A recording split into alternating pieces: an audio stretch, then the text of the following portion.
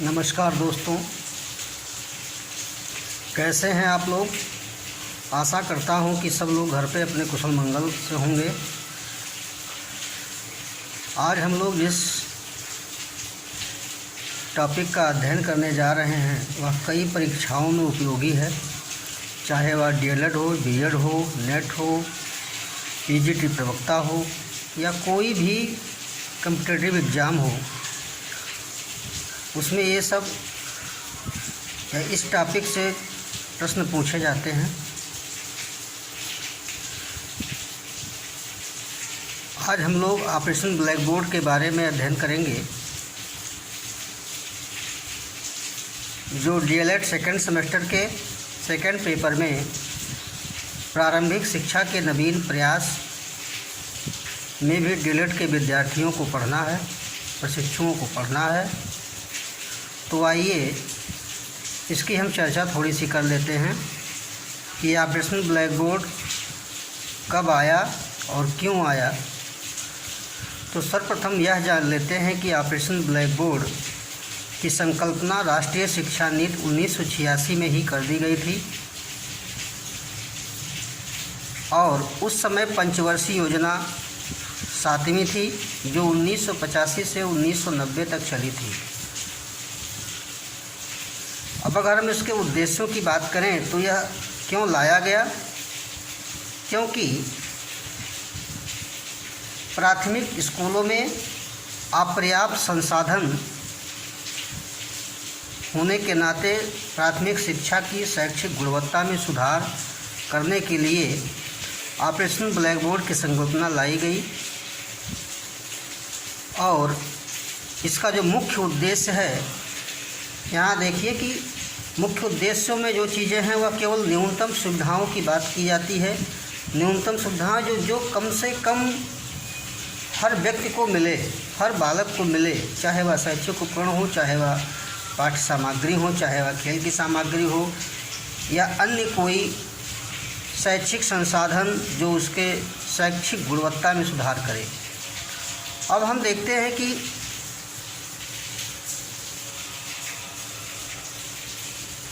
इसके शब्दों पे अगर ध्यान दें तो यह दो शब्दों से मिलकर बना हुआ है। पहला है ऑपरेशन और दूसरा है ब्लैक बोर्ड।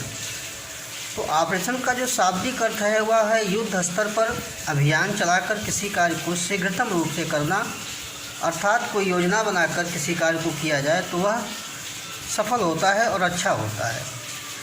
अर्थात कहने का मतलब यह है कि ऑपरेशन के द्वारा किसी कार्य को शीघ्र रूप से कर लेना। और ब्लैक बोर्ड का यहाँ शाब्दिक तात्पर्य यह है कि जो विद्यालयों में शैक्षिक संसाधन हैं, चाहे वह भौतिक संसाधन हो या मानवीय संसाधन हो, जैसे शिक्षक हैं, चाक है, डस्टर है, पुस्तकें हैं, खेल सामग्री हैं इत्यादि, जो भी चीज़ें विद्यालयों में हमको उपलब्ध कराई जाती हैं वह ब्लैक बोर्ड के अंतर्गत आती हैं। ऐसा नहीं कि ब्लैक बोर्ड का मतलब केवल श्यामपट्ट बोर्ड होता है। इसमें वो सारे शैक्षिक संसाधन होते हैं जो शैक्षिक या विद्यालय को चलाने के लिए आवश्यक होते हैं।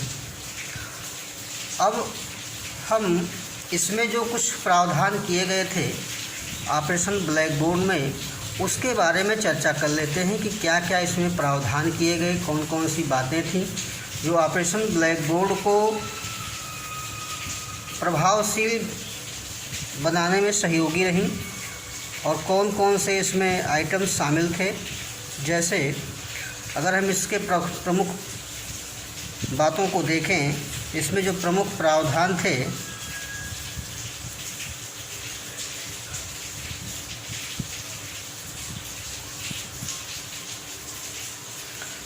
तो सबसे पहली बात जो मुख्य बात है वो है 2 कमरे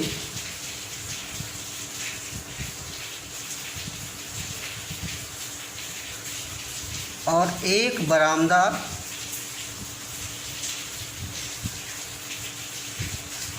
और कम से कम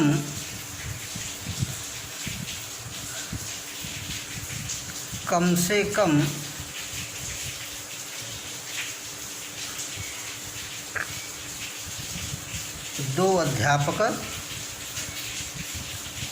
जिसमें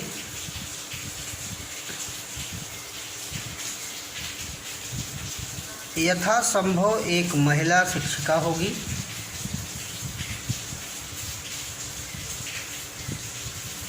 एक महिला शिक्षिका होगी। अर्थात कहने का मतलब यह है कि 50% आरक्षण की बात की गई, जिसमें से अगर 2 टीचर रखे जा रहे हैं तो एक महिला और एक पुरुष की बात की गई। तीसरी जो बात है वह है शौचालय।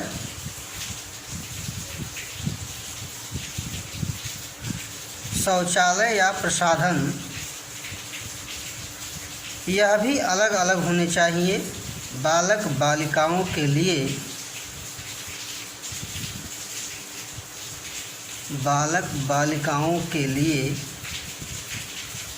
अलग अलग सुविधा।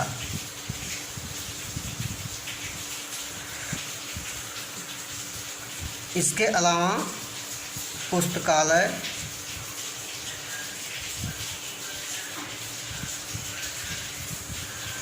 प्राथमिक विज्ञान किट,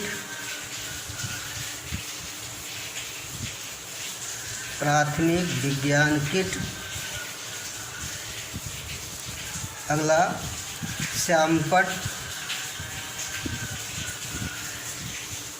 फर्नीचर, विद्यालय की घंटी,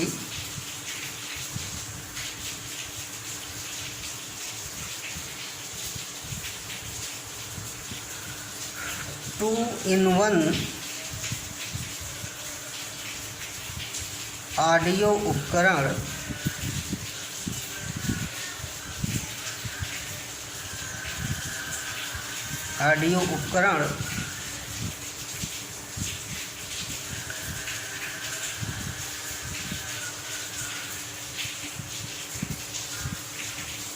चाक, डस्टर जिसको हम झाड़न भी कहते हैं,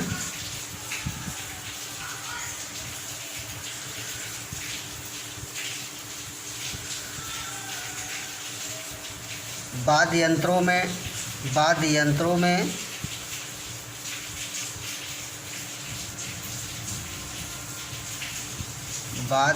में ढोलक,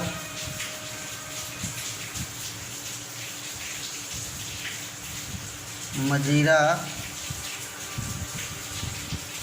हारमोनियम, तबला इत्यादि।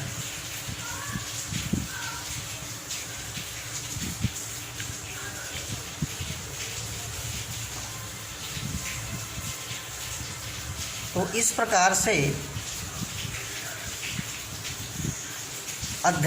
अध्यापन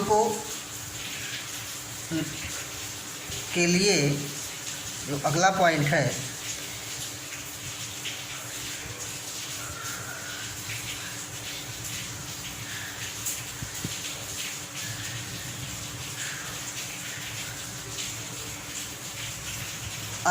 अध्यापन के लिए न्यूनतम मदों का उल्लेख। अध्यापन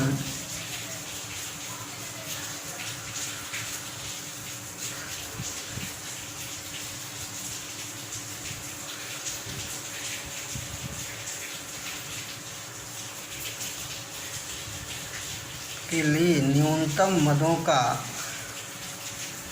उल्लेख किया गया।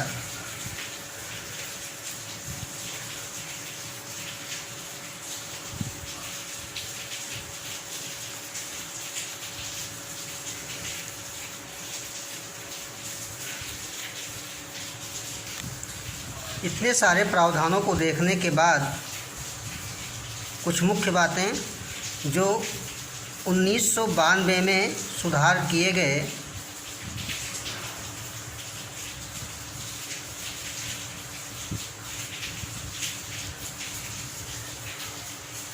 जिनमें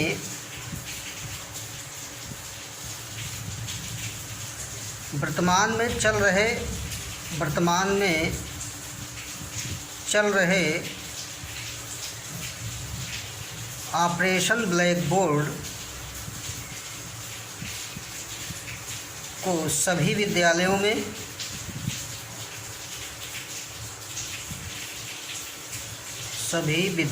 में विशेषकर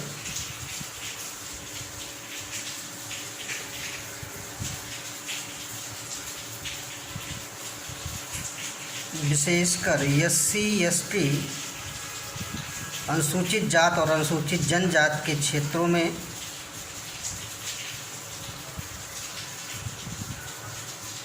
लागू किया जाए। यह बात देखने को मिलती है। और उच्च प्राथमिक स्तर पर ऑपरेशन ब्लैक बोर्ड को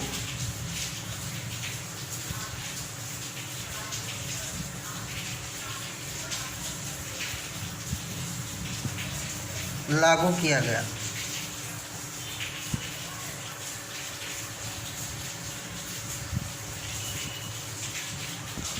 और एक बात और देखने को मिलती है कि जहाँ पर नामांकन 100 के पार है,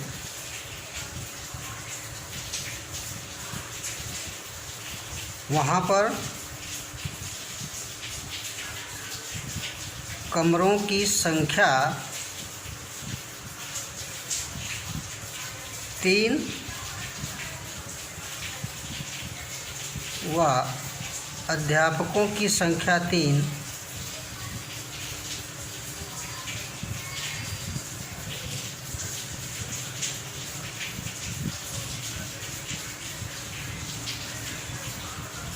कर दी गई।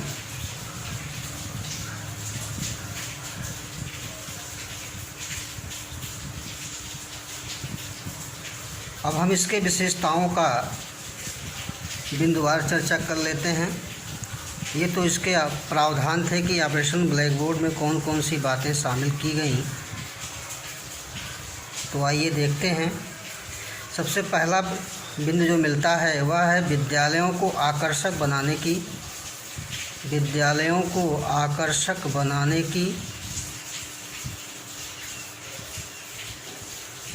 बनाने पर विशेष बल दिया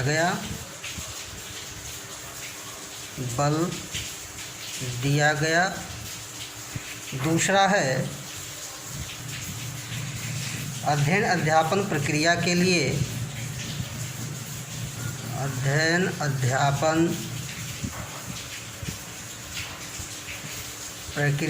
लिए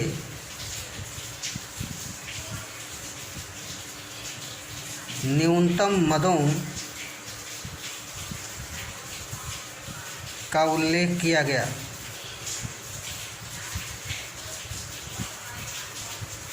और तीसरा है छात्र केंद्रित, अर्थात छात्र को ध्यान में रख के एवं कार्यकलाप आधारित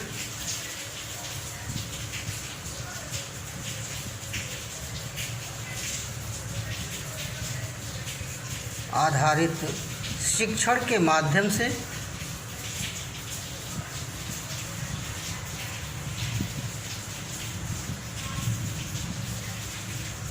शिक्षा की गुणवत्ता बनाई जाए।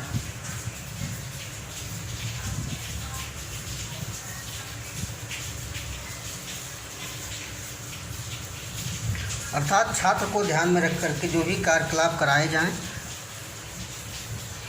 वह शिक्षा की गुणवत्ता को देख करके कराए जाएं। और चौथा है विद्यालय के प्रभावी रूप से कार्य करने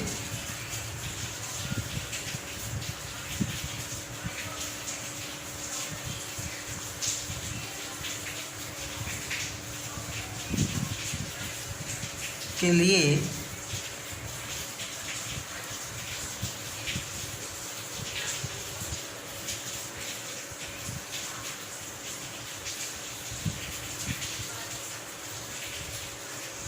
पर्याप्त भवन, शिक्षक शिक्षण सामग्री,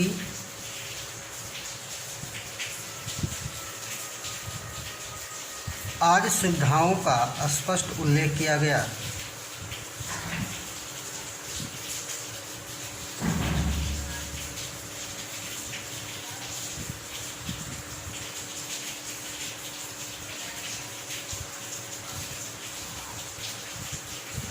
इसके अलावा अगला पॉइंट जो है वह है मानचित्र का होना आवश्यक है। मानचित्र या ग्लोब की बात की गई। मानचित्र, ग्लोब, एटलस,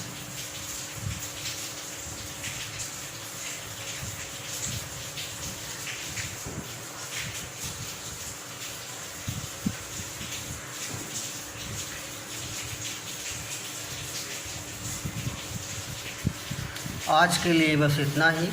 धन्यवाद। चैनल को सब्सक्राइब करें, शेयर करें और लाइक करें। धन्यवाद।